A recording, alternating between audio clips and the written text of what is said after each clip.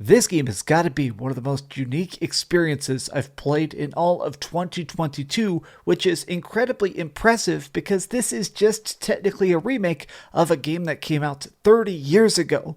But let's talk about what's really going on. What's up, gamers? DreamcastGuy here. Hi, hope you're having a great day. Please like this video and subscribe if you haven't already. I'm the king of RPGs, and I love to play anything with a leveling system and a good story in it, and that's definitely Live Alive. So yesterday there was a big Nintendo Direct packed with a lot of very fun surprises like Persona on Switch, but one of the things they just randomly shadow dropped was a Live Alive demo. Now, technically, this is just a remake. Now, what I mean is that if you're living in America or watching this in America, you probably didn't even know that Live Alive was a game. Back in 1994, there was a very revolutionary, very experimental game released on the Super Nintendo in Japan called the Super Famicom. Now, what makes this such a very interesting idea is that it has 6 separate main characters. In this, you're playing as like a cowboy in the Wild West, or a professional wrestler, or a robot in the far future, or an ancient monk. And what's great is that not only are each of these stories incredibly well written, they play very, very different. Well, the Live Alive remake keeps all the charm, all the effort, all the original essence that made the game fantastic, but they've redone it in this 2D HD art style. So I've been playing the demo, I've beaten the demo now, and I want to talk about it as somebody that has played a lot of the original and why it feels like this remake is something I feel like everybody is going to love for modern reasons. Now, first and foremost, let's talk about that art. HD 2D is this new invention done by Square Enix that, in my opinion, is just brilliant. 2D HD manages to combine together a lot of those classic aesthetics like sprite art and put it inside of an environment where you can have cool lighting systems or big maps and stuff like that.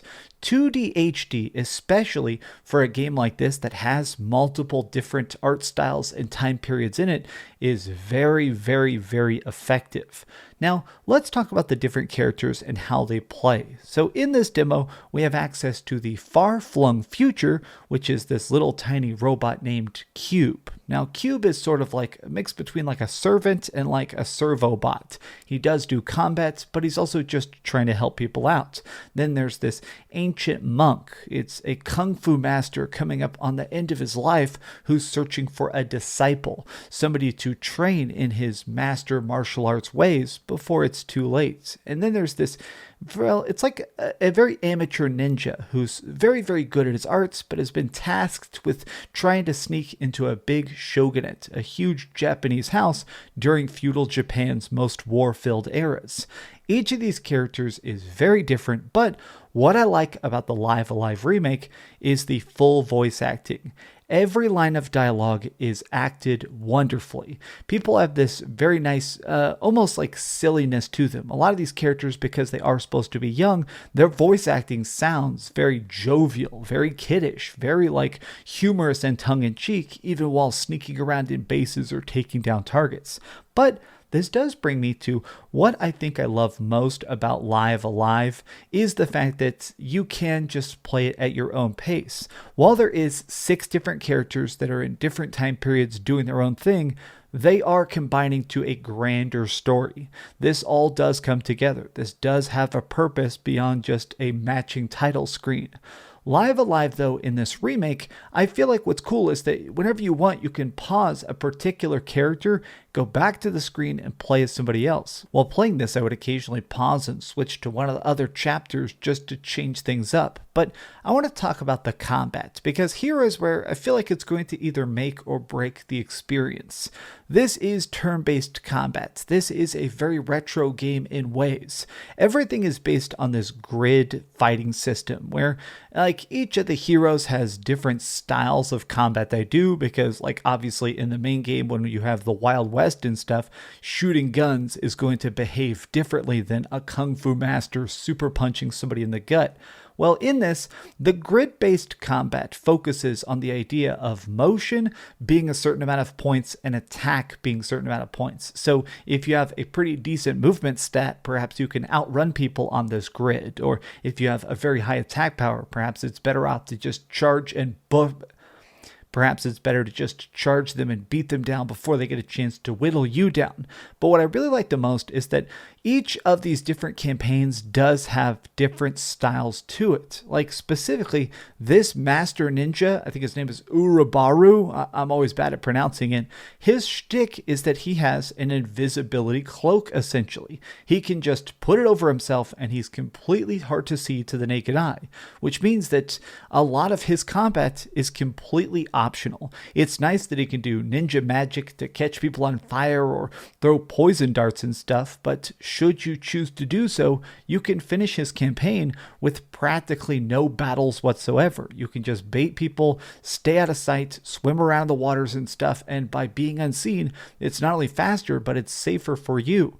I like that each of the characters has a different combat style, but also different abilities that change how they play in and out of combat. Like when you're playing as Cube has almost no real fighting because he's just a tiny little egg on wheels with a freaking set of glasses on, but Cube can choose to do things like this VR combat simulator and stuff. I like that each character, not only being in a different setting, a different circumstance, also has a different playing style inside of their timeline. The entirety of this demo was roughly about 3 hours long total, and I think that's a very, very good taste for how this game is going to be when it finally comes out. Now, the original Live Alive was roughly about 25 hours long, maybe 20 hours long if you're just really blasting through it, so we've now played 10% of the game.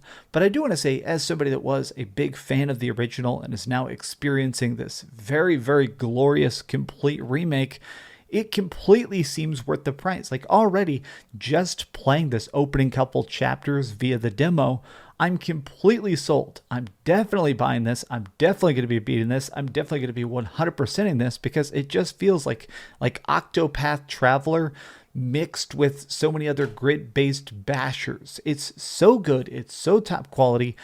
Download this demo, check it out. Currently, it's only on Nintendo Switch. I have no idea if this is coming to other systems, but as an RPG fan, huge yes to all of this. But what do you think? Have you had a chance to try the Live Alive demo? Have you played the original version? Because if you have, I completely respect you. You guys rock. Thank you so much for watching this video. I just wanted to gush about a particularly good game. I hope you guys are having a very good day, but please do me the biggest favor of all and keep dreaming. And like the video, or your mom's a hoe. Thanks so much for watching that video. If you want to see something else, you can always click this link to see what I put up last, or, subscribe and see what's coming up next. Also, I promise that whatever I do, it'll try not to suck.